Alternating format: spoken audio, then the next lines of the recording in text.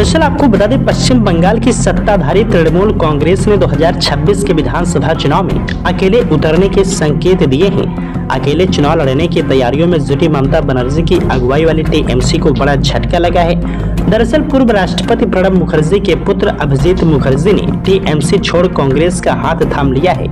अभिजीत मुखर्जी बीते दिन बुधवार को कांग्रेस में शामिल हो गए। उन्होंने कांग्रेस में शामिल होने के बाद कहा कि वापस लौटकर अपने घर आ रहा हूँ, ऐसा करने से मुझे कौन रोकेगा।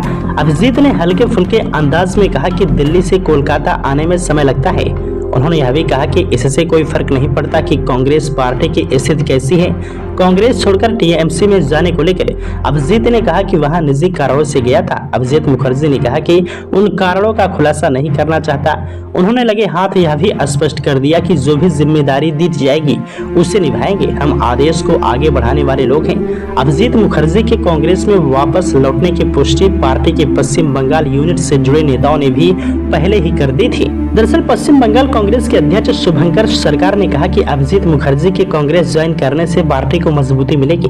उन्होंने यह भी कहा कि हम चाहते हैं कि राहुल गांधी की विचारधारा से जिनकी विचारधारा मेल खाती है वे लोग कांग्रेस में शामिल हों।